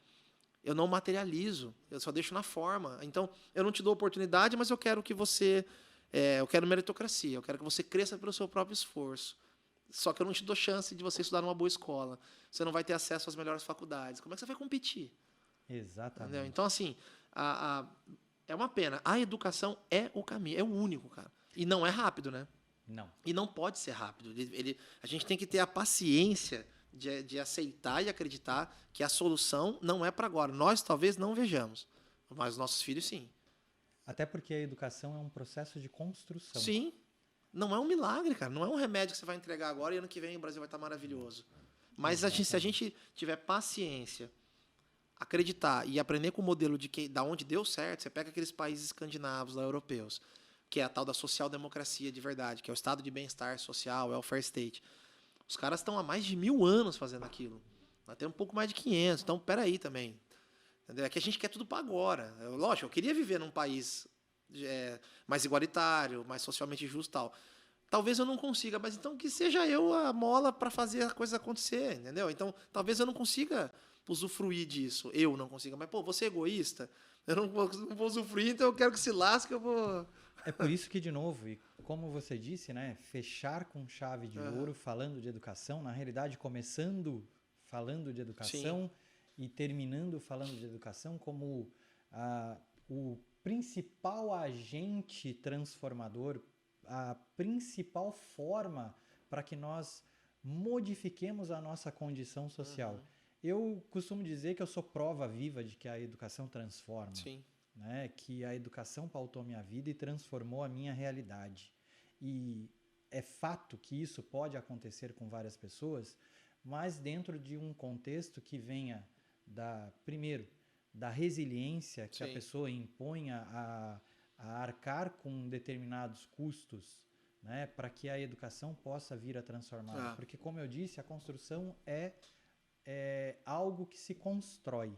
A educação, ela tem que ser construída ali com muito esforço, com muita dedicação. E não é um processo rápido. Não é um processo rápido. Você citou ali a parte inicial de escolarização, para depois você chegar até um doutorado que você vai estar falando de cerca de 20 anos. Pelo menos, de 15 a 20 anos brincando. Né? E aí, né, nós entendemos que vivemos num mundo político, mas que muitas vezes nós nos damos a condição de viver somente a politicagem. Sim, né? sim. Porque nós nos permitimos isso. Não, e investimento, né? Educação é investimento. Tem dinheiro, a gente sabe, do Fundeb, tem alguns fundos aí, o Fundo Nacional, inclusive da Educação. Agora, aí a gente volta para a questão de gestão. Nós que moramos aqui há muito tempo, né? Praticamente desde o nascimento. Eu estudei em escolas públicas praticamente a minha vida toda, municipais e estaduais. Eu fui estudar numa escola particular por conta do esporte, que é outra ferramenta maravilhosa.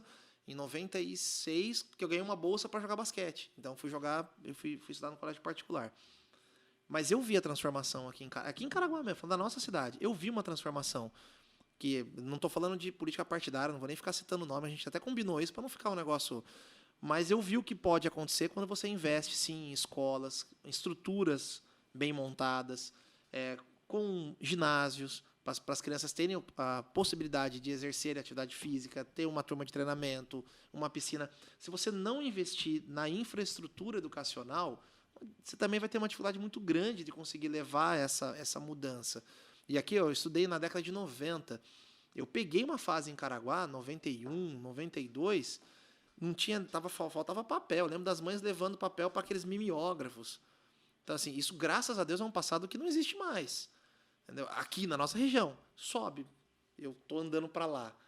Eu entro, às vezes, em algumas secretarias, falando, meu Deus, cara, como é que eu vou... Tá faltando até comida de qualidade para a criança. A gente sabe que hoje o grande problema é a fome. E é curioso, né? Olha que interessante que você fala. Você falou de infraestrutura. Infraestrutura é uma coisa que é visível, está à sua frente, posta à sua frente, né? Em tempos atrás nós tivemos aqui a região uma transformação de infraestrutura, né? Em alguns momentos, e assim, eu não posso também deixar de citar, hoje nós temos uma questão que é voltada muito mais ao abastecimento dessa infraestrutura. Isso. Nós, dentro do Instituto Federal, recebemos, né, a alimentação, por exemplo, vinda do município. Que vem de uma verba que é adquirida. Né? Então, são situações que são postas e que a gente precisa entender numa amplitude muito maior para que a gente tenha realmente os benefícios sendo entregues à sociedade. Não, eu fiz parte de uma gestão pública aqui em Caraguá e eu lembro que tinha pessoas que olhavam isso de olhar meio pejorativo. Vocês só constroem. Se você não tiver... O recheio tem que ser muito bom. Os profissionais têm que ser de ponta. Mas se você não tiver a infraestrutura, a coisa não vai funcionar. Então, você tem que investir, sim. Tem que fazer escola, tem que fazer centro de educação infantil, chama de creche, chama do que quiser. Cada cidade acaba dando uma nomenclatura. Mas você tem que fazer, por exemplo, a escola de tempo integral. Eu peguei ali a fase de 2009 até mais ou menos... 2007 até mais ou menos 2015. De 2009 para frente, cara, quando as escolas começaram a partir para esse lado, você pega ali o Cid Tinga, lá no Perequê também, por que essas famílias que não têm condição de pagar uma escola particular, por que elas não têm o direito de ter acesso a uma unidade dessa? Tem que ter mais, tem que fazer mais, porque eles têm que ter... Bom, nossos filhos estudam na mesma escola já faz algum tempinho. Todas as crianças têm que ter esse acesso. Tá bom, é uma ilusão, é um sonho, achar que todos vão ter, tá bom, talvez todos não, mas a gente tem que ter muito mais do que tem hoje. Porque se a gente fala de oportunidade, se eles não tiverem oportunidade, eu digo a grande maioria aí das crianças, eles vão ter dificuldade lá na frente de conseguir disputar mercado de trabalho, de conseguir contribuir, de conseguir se formar. Entendeu? Não dá, pô. A concorrência vira desleal, né? Vira desleal, e me preocupa quando a gente parte para um cenário mundial, onde, e aí eu falo um pouco de sistema. Quando você começa a trabalhar com uma política mais de direita, ou extrema-direita, e mais liberal, que o mercado regula, eu acho isso maravilhoso em países que estão de capitalismo avançado e que você tem quase que um pleno emprego. Então, não falta emprego, então você tem acesso e aí você pode regular pelo mercado.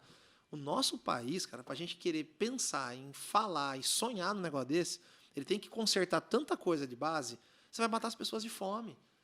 Meritocracia, então você não tem que dar o peixe, tem que ensinar a pescar. Legal, a gente tá com a barriga cheia. Entendeu? Agora vai falar isso para quem tá passando fome e não tem comida para dar para um filho.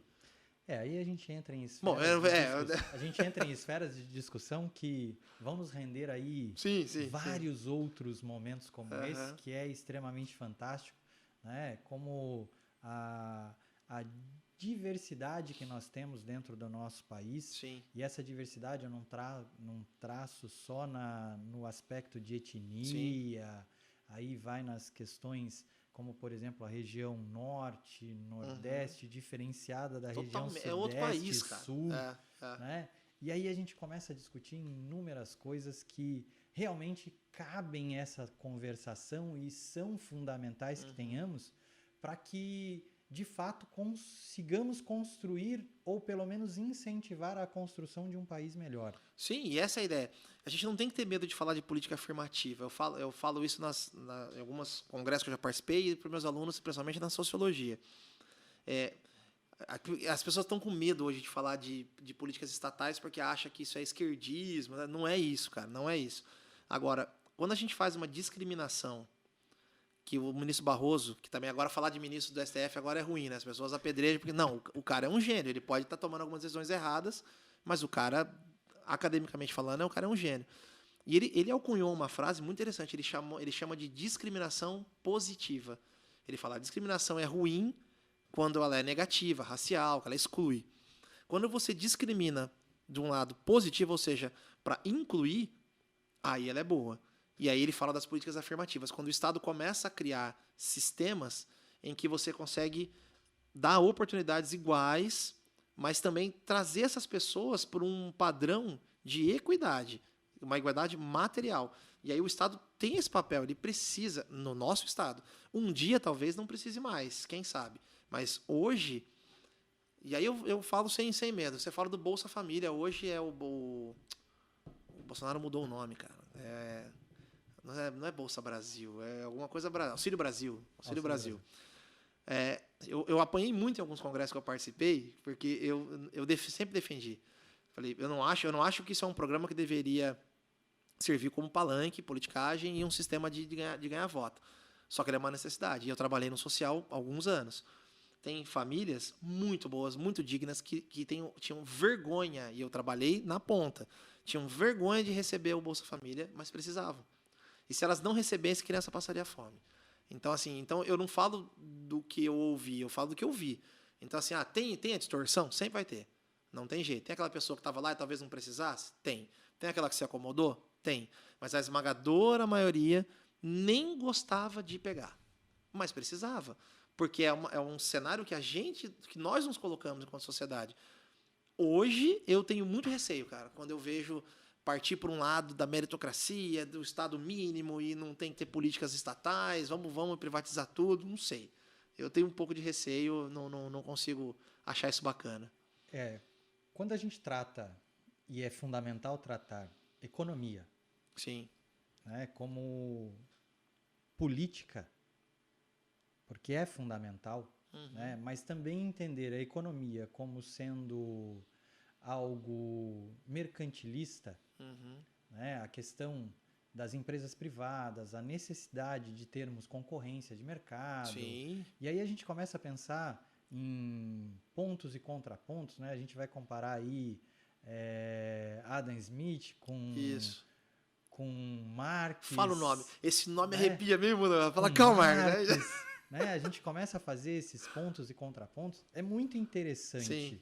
Né? Hoje a gente ainda vivencia isso de forma muito direta e muito latente na nossa sociedade. Né? Então, é importante? Mas a gente não pode perder o viés que realmente enfoca e enfocou a nossa conversação aqui, que é a sociedade como um todo. Claro, são 14 milhões de desempregados. Você faz o que com eles? Né? 14 Agora milhões de desempregados. Um 12. Para 12. Né? Só que assim, o número ainda é muito gritante. Para uma população tamanha como a nossa, talvez o referencial percentual... Isso é o que a gente tem de dados oficiais. A gente sabe que deve ser muito maior. Né? Se a gente pensar no nosso contingente populacional, isso pode representar um percentual relativamente baixo. Sim. Né? Mas se a gente fizer o exercício do comparativo, Sim. se a gente fizer o exercício da visualização da necessidade dessas pessoas, somado não só aos desempregados, mas aqueles que se somam à extrema pobreza, Isso. Nossa, o nosso contingente fica absurdo. Muito maior. E aí é onde a gente volta que é onde foi o foco. O primeiro capítulo do meu trabalho, ele é todo ele construído na figura do estado de bem-estar social. E eu escrevi um artigo depois, César, que não está no trabalho, que na verdade é um questionamento. Existe esse estado de bem-estar social, pelo menos no nosso país? Será que eu posso chamar de estado de bem-estar social? Não sei, cara. A resposta é uma pergunta aberta. Porque no cenário que a gente está hoje, esse que você acabou de falar aí, do desemprego, da extrema pobreza, eu nem posso chamar o nosso estado. Que bem-estar que é esse? Entendeu? Então, assim, a gente está brigando para deixar de ser de ter um modelo de estado que, na verdade, ele nem está sendo efetivado. E aí, o que eu tenho para dizer aqui, né? Senão, caramba, né? Quanto papo bom, quanta coisa aqui que a gente pode... Eu não sei nem quanto tempo nós ficamos aqui. Também confesso que eu me perdi aqui, ó, e eu tenho que dizer a você, ó, não sei, né, se para você esse papo todo aqui foi tão proveitoso, tão enriquecedor quanto foi para mim. É por isso que o convidado Marcelo Paiva, e que não precisa ser chamado de doutor... né? Advogado, professor, profundo conhecedor de política, é realmente alguém muito grande. Não veio à toa aqui pro papo de coach com gente grande. Imagina, eu que digo, tá sendo engrandecedor, né? A nossa convivência, inclusive, não só no programa, né? mas... Algo que vem sendo construído, como a gente disse aqui, que é tão fundamental à educação e a questão do respeito. Sim. Né? Então, obviamente, né, não gostaria, mas eu tenho que acabar esse nosso papo aqui de uma forma que, para mim, vai ser extremamente, diria, motivadora. Porque eu quero ouvir de você. E eu quero que você fale diretamente para quem está nos assistindo. Que mensagem você pode passar para nós a nos dar esperança por meio do direito, por meio da educação, a vivenciarmos não só esse contexto político, esse cenário social, mas a nossa vida, o nosso cotidiano, né, a nos motivar a seguir em frente. Sim. Primeiro, agradecer você, César, olhando no seu olho. Obrigado, cara. Foi muito bom mesmo. Está sendo muito bom, tá? E conta comigo, não só para esse projeto, mas para todos aqueles... Bom, agora eu vou falar para o pessoal ali. O que eu já aprendi dessa figura aqui que me convidou. Só num bate-papo que eu tive com ele informal, eu já vi tanto projeto que o César já fez ao longo da vida dele e de que impactou pessoas e a vida das pessoas que só por isso já me motivaria a estar com ele e estarei com ele sempre que ele me convidar e precisar da minha participação. Agora, sobre o que você pediu em relação à minha mensagem final. Antes de mais nada, é a mensagem de fé e de esperança, de que é possível que a gente consiga fazer algo diferente. Primeiro, vamos cuidar do nosso meio. Então, você que está aí nos ouvindo, faça uma reflexão a respeito do seu momento atual, daquilo que você tem feito para você, para os seus familiares, para as pessoas que estão à sua volta. E aí sim, contextualizando isso, imaginar de que quando a gente vive num cenário e chama o nosso Estado de Estado Democrático de Direito, e se ele é democrático de direito, ele preconiza a participação e o poder popular, a mensagem que eu poderia deixar para vocês seria, César, participem, perguntem onde é que funcionam os conselhos de direito da sua cidade, questionem quais são as funções exercidas pelos vereadores da Câmara aí da cidade de vocês. Não deixem de atender aos chamados para as audiências públicas, porque é muito fácil a gente cobrar e apontar o dedo para quem está lá na ponta como gestor, exercendo cargos eletivos como vereadores, prefeitos, enfim, mas também não fazendo a nossa parte. Procure conhecer hoje, apesar de que eu falei aqui, né, que eu absolveria muito mais o cidadão brasileiro por falta de acesso a uma educação de qualidade e noções de cidadania, mas ao mesmo tempo também eu faço uma meia-culpa. É muito fácil hoje, com isso aqui na mão, você consultar, pelo Google mesmo que seja, a quantas anda o orçamento do seu município, como é que tem funcionado a gestão municipal, estadual, ou até mesmo a nível federal, para você conseguir ter conhecimento suficiente para participar. Então, nós estamos no ano eleitoral, temos aí eleições para deputados, para, inclusive, presidente da República. Então, é um momento assim que todo cidadão tem que estar feliz.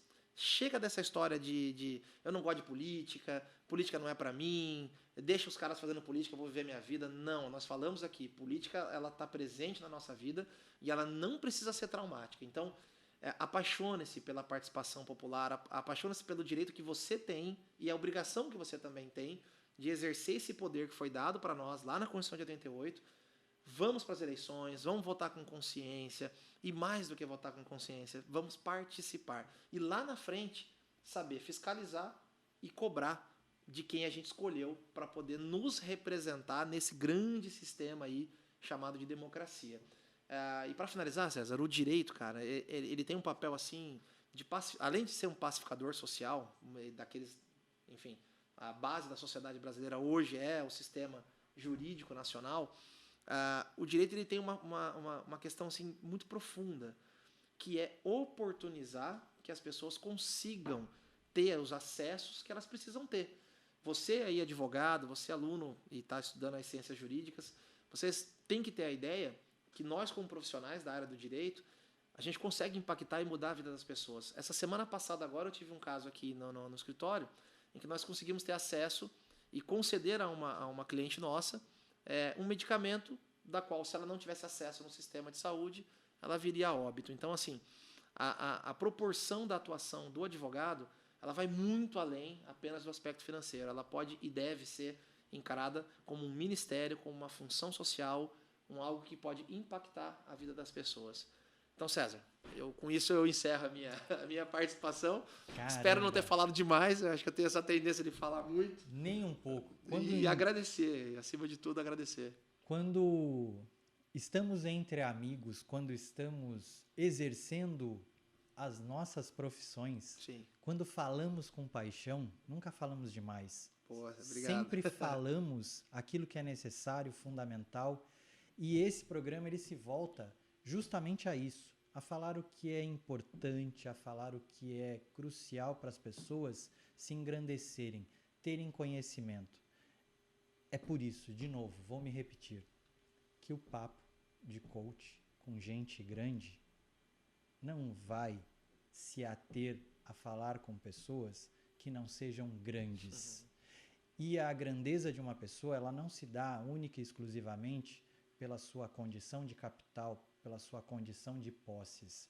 Ela se dá muito mais pela sua condição de ser grande em conhecimento, em em sua capacidade de transbordar aquilo que é importante para que o outro não só aprenda, mas passe a praticar no seu cotidiano, na sua vida, transformando-o em um cidadão, em um ser melhor. Então eu te agradeço demais por esse nosso momento. Reitero mais uma vez que teremos uma nova oportunidade junto a Jumara, Jornada Única de Mulheres Ancoradas na Razão e no Amor, que acontece a partir do dia 27 agora de março, e que vai nos oportunizar também traçar outros horizontes em novos conteúdos para que as pessoas entendam muito mais essa importância que é de conhecermos os nossos direitos, as nossas obrigações, buscando uma sociedade melhor. Então, obrigado, meu amigo. Grande agradecimento por esse nosso Valeu, momento. E eu peço a você que nos acompanhou, que continua nos acompanhando, que nos siga nos canais aí oficiais, dentro do YouTube, no Instagram, no Facebook, que nos permita levar a você aquilo que nós queremos em muito proporcionar, que é o conhecimento, que é a possibilidade de você amanhã, não, hoje, estabelecer de melhor na sua vida, por meio de pessoas como o Marcelo. Obrigado, Sérgio. Né? Algo que sozinho eu não conseguiria. E é por isso que foi criado esse programa, Papo de Coach com Gente Grande, para levar a você o que nós temos de melhor dentro do nosso país, dentro da nossa sociedade, desse mundão afora. E a gente só está crescendo. E é por isso que a gente vai levar e entregar sempre mais e mais para vocês. Nos acompanhe aí, se inscreva e aproveite sempre esse grande papo que a gente leva aqui. Um grande abraço a vocês. Valeu.